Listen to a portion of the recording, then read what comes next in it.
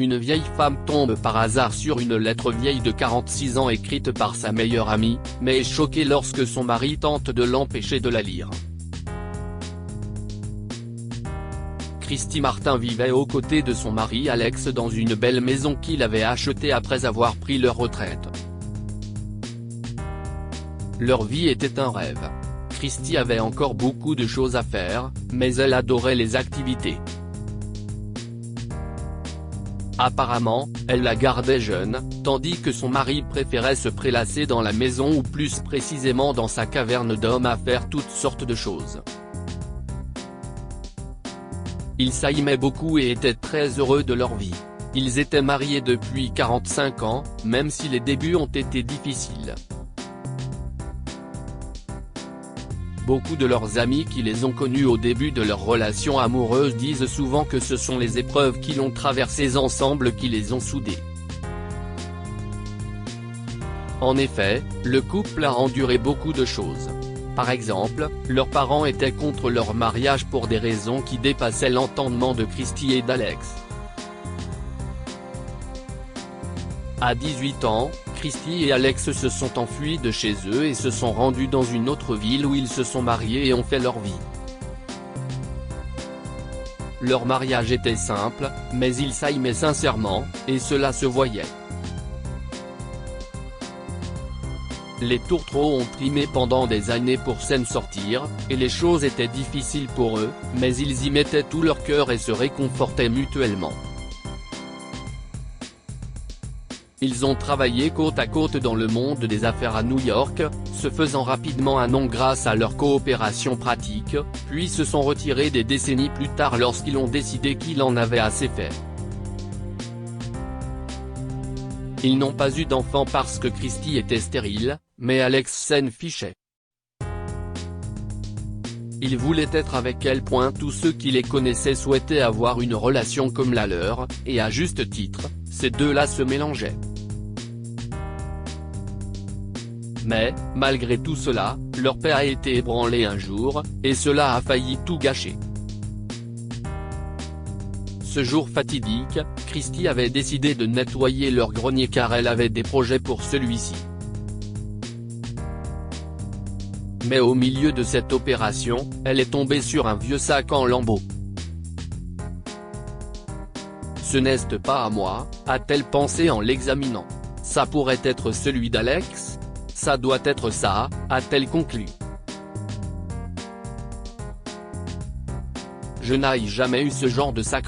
Elle était sur le point de le mettre de côté quand elle a aperçu une étiquette attachée au sac. Elle était un peu effacée, mais Christy a pu distinguer le nom de sa meilleure amie, Julie Hill. En raison de sa découverte, Christy a suspendu son nettoyage et est allée voir son mari avec le sac. « Regarde, regarde !» a-t-elle crié. Si est-il le sac de Julie ? Quoi ? Alex, qui avait somnolé dans le salon, a demandé. Tu te souviens de Julie ? Christy a demandé. Ma meilleure amie du lycée. Le dernier jour avant notre départ, alors que j'étais à la maison avec ma famille, elle est venue me rendre visite et a accidentellement oublié ceci.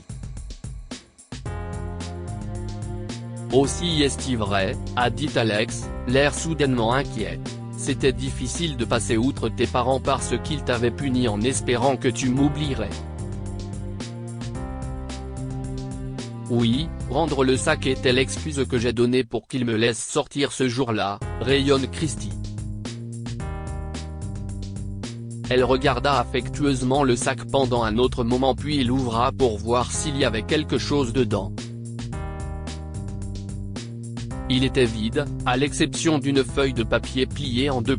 Dès que Christy l'a sorti, Alex s'est dit.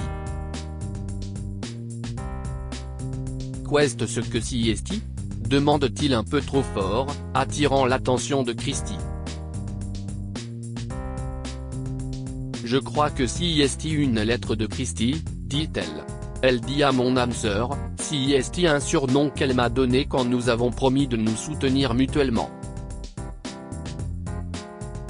Immédiatement après qu'elle ait prononcé ces mots, Alex s'est levé et a essayé de lui arracher la lettre. Elle l'a rapidement écarté et lui a demandé pourquoi il était si excité. « J'aimerais juste savoir ce qu'il y a dans la lettre », dit-il avec un air bourru, sa mauvaise énergie rayonnant de lui. « Eh bien, moi aussi, alors sois patient pendant que je la lis », dit-elle. Elle commençait par un avertissement. Assure-toi de lire ceci, Christy. Tu dois savoir que CIST à propos d'Alex. Alex a regardé douloureusement la lettre après qu'elle l'a lue, mais il est resté silencieux. Avec des mains tremblantes et une gorge soudainement serrée, Christy a recommencé à lire la lettre, cette fois en silence. Salut Christy, je ne pouvais pas oser te dire ça en personne, alors je vais l'écrire ici. Alex te trompe. Je l'ai vu dans un bar avec une autre fille. Je l'ai vu l'enlacer et l'embrasser avant qu'ils ne partent ensemble. Je l'ai rattrapé plus tard et lui ai dit que je te dirais tout, mais il a commencé à me menacer. Je te demande très fermement de ne pas lui dire que je t'ai raconté cela et de ne pas t'en aller avec lui. Quitte-le dès que tu le peux. CIST quoi cette lettre Alex ? Demande Christy, sa voix et ses mains tremblant. Qu'est-ce ce que ça dit ? Demande-t-il, toujours aussi crispé. Tu m'as trompé ? Demande Christy, ses yeux se remplissant rapidement de larmes. Je n'ai jamais fait cela, dit Alex, mais Christy n'écoute plus. Elle a juste attrapé une veste et a quitté la maison. Chérie, je te promets que je n'ai jamais fait cela, où vas-tu ? Lui demande-t-il en la suivant. Je vais me promener. Et non, tu n'es pas invité, a-t-elle rappelé en claquant la porte d'entrée, le laissant parcourir la lettre qu'elle a trouvée. Alors c'était ton dernier pari, a-t-il marmonné. Après avoir lu la lettre, Alex a cherché sa femme mais n'a pas eu de chance. Finalement, après plusieurs heures, il a appelé la police par peur. Vous ne pouvez déposer un rapport de personne disparue qu'après 48 heures, monsieur, lui a-t-on dit. Christy est rentrée chez elle quelques heures plus tard, mais elle était devenue frigide. Ne t'approche plus jamais de moi, lui a-t-elle dit, mais il était préparé à cela. À son tour, il a sorti plusieurs autres lettres écrites de la main de Julie mais qui lui étaient adressées. L'une d'elles disait « Tu ne seras jamais avec elle, tu ne seras qu'avec moi et je ne m'arrêterai pas avant d'y être parvenu. S'il le fait, je me débarrasserai d'elle, elle ne t'aura pas. » Ne voulant pas croire que sa meilleure amie ait pu écrire cela, Christy ouvrit une autre lettre.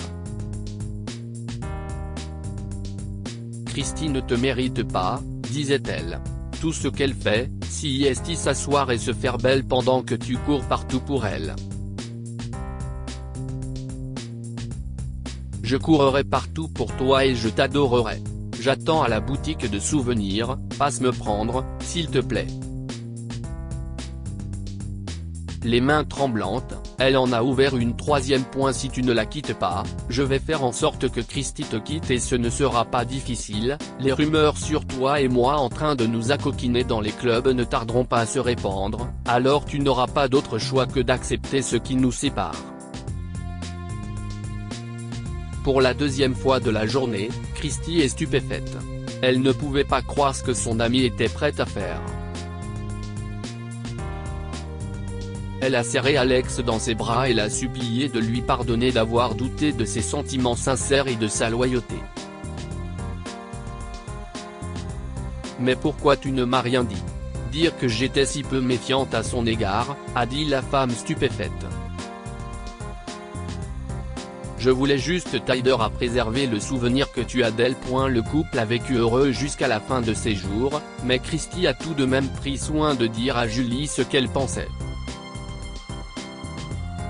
Quelle leçon avons-nous tiré de cette histoire? Méfiez-vous de vos amis proches. Christie n'avait aucune idée que Lorraine pouvait tenter ce qu'elle a fait, et si Alex n'avait pas gardé des preuves pour démentir les affirmations de la comploteuse Julie, cela aurait pu sonner le glas de leur union. La communication est importante. Alex aurait pu mieux gérer la situation en informant Christie des intentions de son ami. Cela souligne l'importance de pouvoir tout dire à son partenaire pour éviter les malentendus. Partagez cette histoire avec vos amis et votre famille. Elle pourrait égayer leur journée et les inspirer. Si vous avez aimé cette histoire, alors vous aimerez sans doute celle d'un vieux peintre SDF qui dépense tout son argent pour faire un cadeau à une triste fillette orpheline. Abonnez-vous à Mon Mama sur Google News.